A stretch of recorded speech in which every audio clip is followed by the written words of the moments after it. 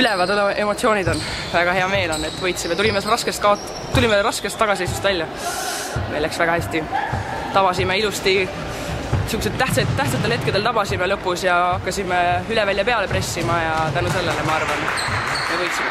Ütleme niimoodi, et lõpus suutsin niisugusel tähtsal hetkel ära panna ja meie meeskonda nii-öelda ergutada ja ei peaks ennast nii väga tähtsaks. Ma usun, et me kõik olime väga tublid täna ja pingutasime. Jah, kuidas öelda? Ütleme niimoodi, et me läksime põhimõtteliselt nagu alguses kokku kõige tugevamatega, PC Gramoga. Ma usun, et nad võidavad täna millegipärast ka Narva ära. Et võib-olla kui me oleksime sattunud kellegi teisega kokku, näiteks Tartuga eile siis, et võib-olla siis oleks meie hoopis esimese teise koha peale mänginud, aga läks paraku nii. Aga kolmas koht on ka väga tubli, kolmandaks tullakse.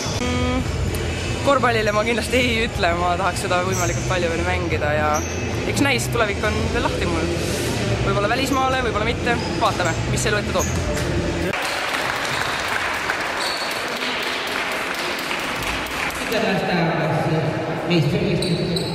No me väsime ära, ma arvan, pigem, et muud midagi. Vähe trenni teinud. Eile, ma ei tea. Ma arvan, me ei saanud maa-ala vastu.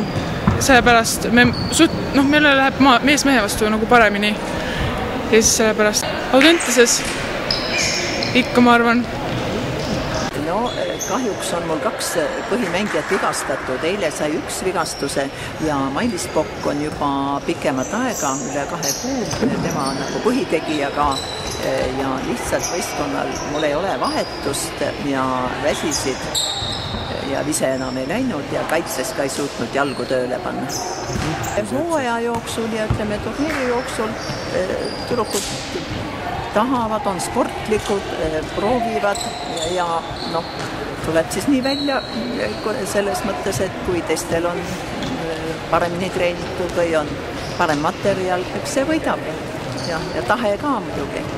Lõpetavad gümnaasiumi ja tahavad kõik kõrgkooli minna ja tahavad spordiga edasi tegeleda, aga ma arvan, et osa lihtsalt nagu mitte tipptasemel, aga kuskil ikka tahavad liigutada ja tähendab, ma olen õnnelik, et nad on sportlikud, tahavad ikka sporti edasi teha.